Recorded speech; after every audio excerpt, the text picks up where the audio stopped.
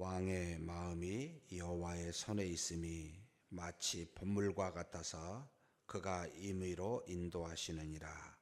사람의 행위가 자기 보기에는 모두 정직하여도 여호와는 마음을 감찰하시느니라. 공의와 정의를 행하는 것은 제사 드리는 것보다 여호와께서 기쁘게 여기시느니라. 눈이 높은 것과 마음이 교만한 것과 악인이 형통한 것은 다 죄니라.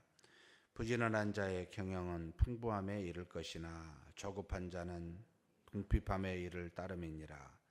속이는 말로 재물을 모으는 것은 죽음을 구하는 것이라. 곧 불려 다니는 안개니라. 악인의 강포는 자기를 소멸하나니 이는 정의를 행하기 싫어함이니라. 죄를 크게 범한 자의 길은 심히 구부러지고 깨끗한 자의 길은 거두니라. 다투는 여인과 함께 큰 집에 사는 것보다 악인의 마음은 남의 재앙을 원하나니 그 이웃도 그 앞에서 은혜를 입지 못하느니라. 거만한 자가 벌을 받으면 어리석은 자도 지혜를 얻겠고 지혜로운 자가 교훈을 받으면 지식이 더하리라. 의로우신 자는 악인의 집을 감찰하시고 악인을 환난에 던지시느니라. 귀를 막고 가난한 자가 부르짖는 소리를 듣지 아니하면 자기가 부르짖을 때에도 들을 자가 없으리라. 은밀한 선물은 노를 쉬게 하고 품 안의 뇌물은 맹렬한 분을 그치게 하느니라. 정의를 행하는 것이 의인에게는 즐거움이요 죄인에게는 패망이니라. 명철의 길을 떠난 사람은 사망의 회중에 거하리라. 연락을 좋아하는 자는 가난하게 되고 술과 기름을 좋아하는 자는 부하게 되지 못하느니라. 악인은 의인의 속전이 되고 사악한 자는 정직한 자의 대신이 되느니라. 다투며 성내는 여인과 함께 사는 것보다 광야에서 사는 것이 나으니라. 죄 있는 자의 집에는 귀한 보배와 기름이 있으나 미련한 자는 이것을 다 삼켜버리느니라. 공의와 인자를 따라 구하는 자는 생명과 공의와 영광을 얻느니라. 지혜로운 자는 용사의 성에 올라가서 그 성이 의지하는 병벽을 허무느니라. 입과 혀를 지키는 자는 자기 영혼을 환난에서 보존하느니라. 무례하고 교만한 자를 이름하여 망령된 자라 하나니 이는 넘치는 교만으로 행함이니라. 게으른 자의 욕망이 자기를 죽이나니 이는 자기의 손으로 일하기를 싫어함이니라. 어떤 자는 종일토록 탐하기만 하나 의인은 아끼지 아니하고 베푸느니라. 악인의 재물은 본래 가증하거든 허물며 악한 뜻으로 드리느니라. 거짓 증인은 패망하려니와 확실히 들은 사람의 말은 힘이 있느니라.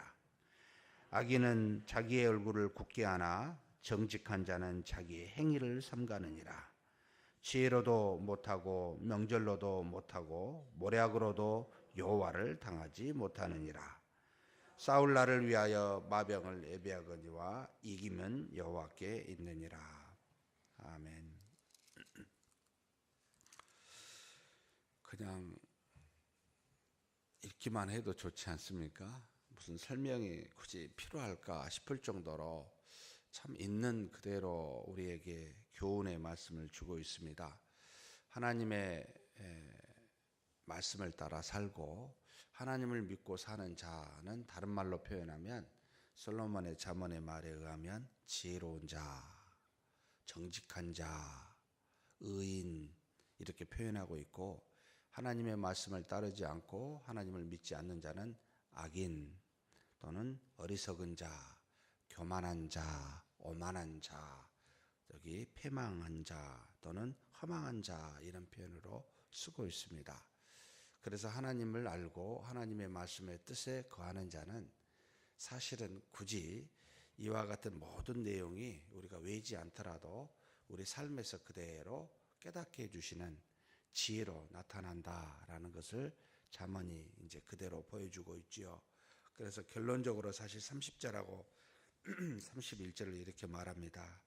지혜로도 못하고 명철로도 못하고 묘락으로도 못하는데 무엇을 못합니까? 여호와를 당하지 못한다. 사람이 자기 생각으로는 다 정직하게 보일지 모르지만 하나님은 행함만 겉으로 드러난 것만 보는 것이 아니라 뭣도 봐요? 행하기 하는 마음도 보시니까 마음까지 감찰하시는 하나님을 어찌 어떤 인간이 이길 수가 있고 그분을 감당할 수가 있겠습니까? 그러니 그분한테 모든 걸 맡기고 그분의 뜻을 따라 사는 것이 가장 지혜롭다는 것이지요. 그래서 여기 31절에도 그렇게 말하잖아요. 싸울 날을 위하여 마병을 예비하거니와. 이 땅에 무엇을 위해서 우리가 많은 것을 준비하죠. 어떤 사람은 지식을, 어떤 사람은 돈을, 또는 어떤 사람은 건강을, 많은 것들을 준비합니다. 그런데 모든 것을 결국 재물을 주시고 모든 것을 이기게 하고 건강함을 주시는 분은 누구죠? 사실 하나님이시라는 겁니다. 이 하나님을 믿는 것이 가장 유익하다는 거죠. 그래서 우리가 야고보서에서도 그런 표현이 있죠. 뭐라고 말합니까? 이 땅의 육신의 연습은 약간의 유익이 있지만 무엇은 범사에 유익하다 그러죠. 경건이라는 말을 쓰고 있습니다. 경건은 뭐죠? 야고보서의 1장 29절인가요? 하나님 앞에서 흠이 없는 경건 뭡니까? 과와 과부를 돌아보고 자기를 세속에 물들지 아니하게 하는 것, 곧 하나님의 말씀을 따라 자신을 죄로부터 세상으로부터 구별시키고 그 말씀에 따라 나오는 사랑으로 세상에서 가장 소외된 자 어려운 자를 돌아보는 것, 결국은 믿음과 행함을 같이 갖고 있는 상태, 이것이 경건이라고 말합니다. 칼빈은 이것을 다른 두 말로 표현하는데 하나님 앞에서 하나님을 두려워 떠는 것 경외라고 그러죠.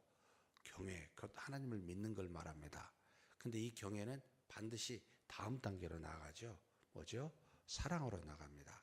사랑의 수고로 행함으로 가게 되어 있습니다. 그래서 경외와 사랑을 갖고 있으면 이것은 경건한 자다라고 표현하고 있습니다. 여기 있는 저와 여러분은 경건한 자가 맞지요. 물론 부족할 수 있습니다. 그런데 하나님을 두려워하며 믿고 있고 그리고 그에 따라 순종하며 살려고 하는 사랑이 부족하지만 나타나는 경건한 자라고 믿습니다. 그러면 이 말씀은 굳이 설명하지 않아도 그래 고개가 끄덕끄덕해지는 그와 같은 말씀이라고 생각이 됩니다. 시간이 되는 데까지만 잠깐 살펴보겠습니다. 1절에 왕의 마음이라고 했는데 하나님이 세운 사람, 지도자, 사회가 됐든 교회가 됐든 하나님이 세우셨으면 은혜를 주셨고 사명을 주셨다는 것이지요. 그러면 하나님께서 쓰신다는 겁니다. 그러면 쓰신 사람은 그냥 물론 모든 사람은 하나님이 쓰시지만 귀 쓰려고 한 사람과 천이 쓰려고 한 사람이 좀 차이가 있습니다. 다 같은 은혜이지만 하나님 주신 은혜와 사명이 좀 다르다는 거죠. 그러면 하나님께서 이처럼 왕을 위해서 쓰시려고 하면 그에 합당한 은혜와 능력을 주시지 않겠습니까? 그냥 직분만 딸랑 줘놓고 알아서 하라고 하지 않습니다. 반드시 합당한 은혜와 능력을 주십니다. 그래서 왕의 마음이 여호와의 손안에 있다라고 말합니다. 마치 번물과 같아서 하나님께서 임의로 그 뜻대로 인도하십니다. 물이 한 방향으로 의지를 갖고 가는 것이 아니라 가만히 있어도 임의로 흘러가듯이 하나님이 세운 사람은 하나님의 뜻을 따라 갈 수 있도록 반드시 능력을 주십니다. 그래서 믿음으로 가면 제가 늘 쓰는 용어죠. 애쓰지 마십시오. 애를 쓰면 쓸수록 자신에게 있는 더러운 죄만 나옵니다. 자신에게서 나오는 것은 모든 것이 죄요.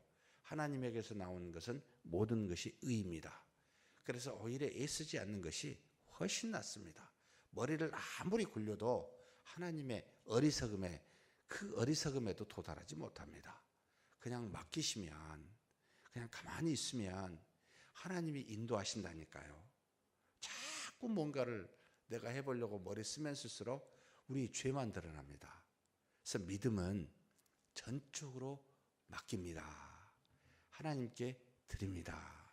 하나님이 알아서 하시니 나를 마음껏 사용하여 주십시오 라고 나를 내버려 드립니다 라는 뜻이지요. 그래서 제가 우리가 일한 게 아닙니다. 하나님이 은혜를 주셔서 내가 은혜를 가지고 내가 임의로 한 게 아닙니다. 하나님이 나에게 은혜를 주신 것이 아니고 하나님이 나와 함께 하신 것이 은혜입니다. 그래서 하나님께 은혜를 받았다라고 하는 것은 나와 동행하신 분이십니다. 전지전능하신 분이십니다. 그러니 나를 맡깁니다. 이 맡긴 상태, 교통하여 신비한 연합을 이룬 상태, 이걸 믿음이라고 말합니다. 그래서 내가 가지고 있는 생각으로 내 뜻대로 하기보다 내 생각은 항상 과연 하나님은 무엇을 원할까? 과연 하나님은 어떻게 하시는 것을 바라는 걸까? 그렇게 고민하다 보면 두 가지만밖에 안 됩니다. 말씀을 읽게 되고 여기도 모르겠으면 기도하게 됩니다. 하나님 어떤 걸 원하십니까? 찾게 되어 있습니다. 이게 이제 믿음이라는 거죠. 근데 우리는 우리 생각을 가지고 하려고 하니까 사랑하는 성도 여러분, 그냥 물처럼 의지를 갖지 않더라도 저절로 내려갑니다. 내가 꼭 내려가야지, 내가 이렇게 가야지라고 한 번도 생각해 보지 않습니다. 저절로 갑니다. 이것이 은혜를 받고 있는 하나님의 손 안에 있는 사람의 모습입니다. 그분이 행하신다니까요. 능력을 주시는 게 아니고 우리 안에서 능력을 우리를 통해 믿음을 통해 행하신다니까요. 이게 믿음입니다.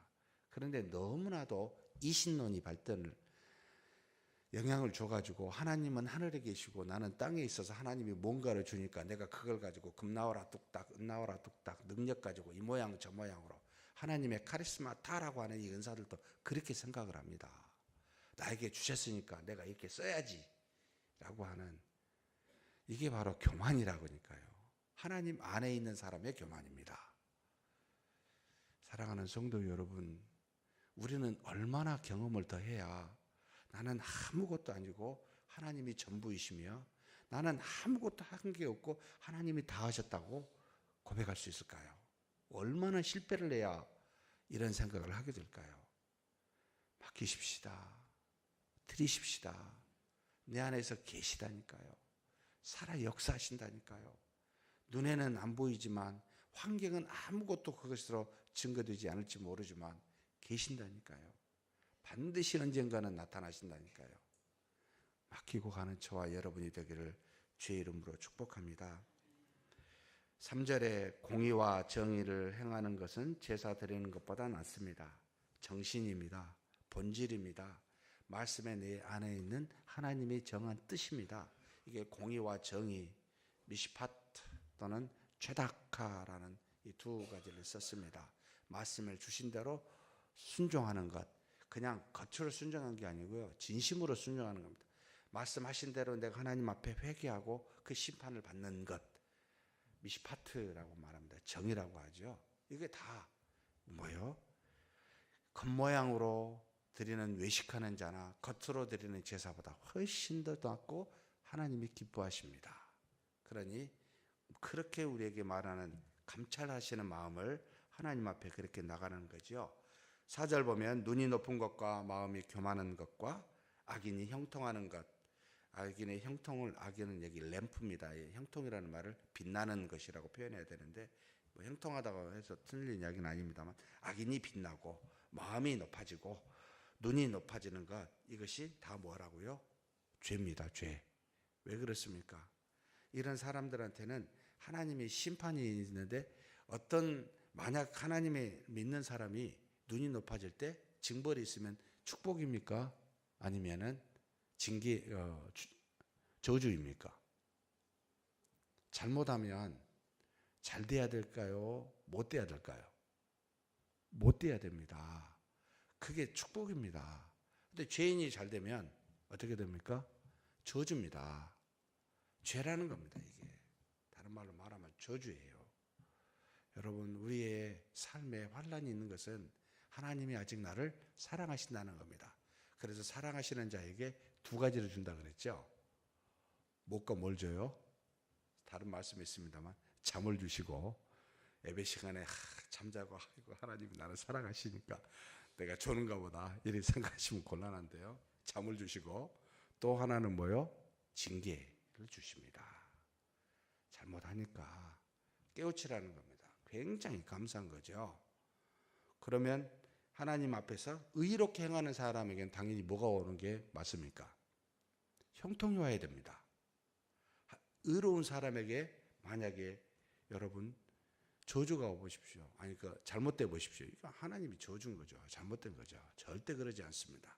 그래서 5절, 17절 물질에 대한 이야기가 상당히 21절에 많이 나오는데, 자, 부지런한 자의 경향은 풍부함에 이릅니다. 조급한 자는 궁핍한 자에 이릅니다. 부지런한 것과 조급한 것을 여러분 구별하십시오.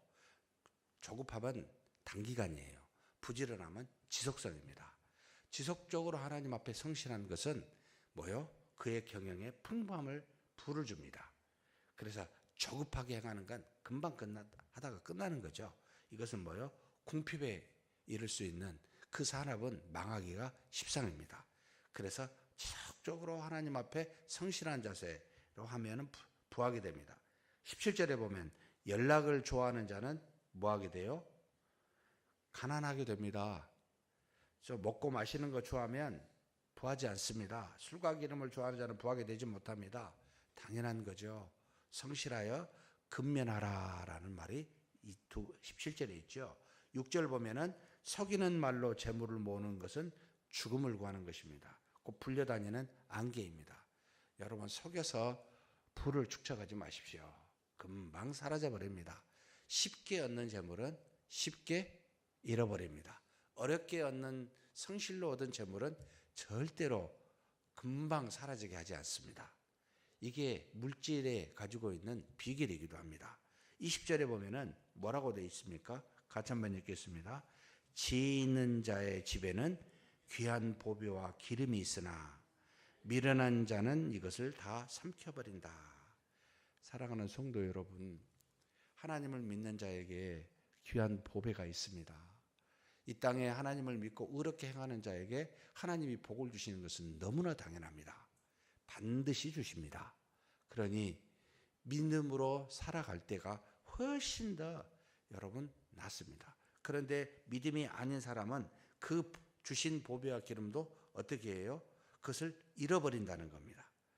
그래서 7절에 보면 악인의 강포는 자기를 소멸하고 이는 정의를 향하기 싫어함이라 라고 말합니다.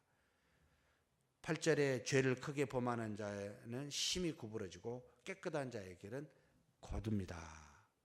결국 악인이나 죄를 범하는 건 같은 사람인데요. 자기의 길이 절대로 곧지 않습니다.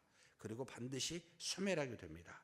그리고 악인은 다른 사람에게 해를 주고 재앙을 주게 되어 있습니다. 가까운 사람에게도 조금도 도움을 주지 못하고 오히려 해를 줄 뿐입니다. 그러면서 18절에 보니까 악인은 결국 누구의 속전이 돼요? 의인들의 밑에 속하게 돼 있어요. 속전이 되고 사악한 자는 정직한 자의 대신이 됩니다. 결국 악인과 사악한 자는 절대 의인보다 앞설 수가 없습니다. 사랑하는 성도 여러분, 답이 그러면 뭐겠습니까? 하나님을 믿고 하나님의 말씀을 순종하는 지혜로운 자가 되십시다. 이리하면 하나님이 주신 정직한 자의 길이 곱게 되고 또한 필요한 재물을 허락해 주신다라고 말합니다. 그렇게 사는 저와 여러분이 되기를 주의 이름으로 축복합니다. 하나님 아버지 감사합니다. 세상에 어리석고 죄인 되었을 때 우리를 주 예수 그리스도로 구원하여 주사 어리석은 우리로 하여금 말씀을 알고 하나님을 믿어 지혜로운 자가 되게 해주시니 감사합니다. 이제는 지혜로운 자가 되어 아버지 악인과 같이 살지 아니하고 말씀에 따라 순종하는 의로운 자가 될 때 우리의 삶에 우리의 인생길에 곧은 아버지 정직한 바른 길로 걸어가게 도와주시고 필요한 모든 물질과 능력과 은혜들이 풍성할 수 있도록 역사하여 주시옵소서. 그래서 무엇을 하든지 아버지 하나님 세상의 허망한 것들을 따라 살지 아니하고 오직 하나님의 말씀을 따라 사는 믿음으로 사는 우리 모두가 되게 하여 주시옵소서. 우리 주님 예수님의 이름으로 기도하옵나이다. 아멘.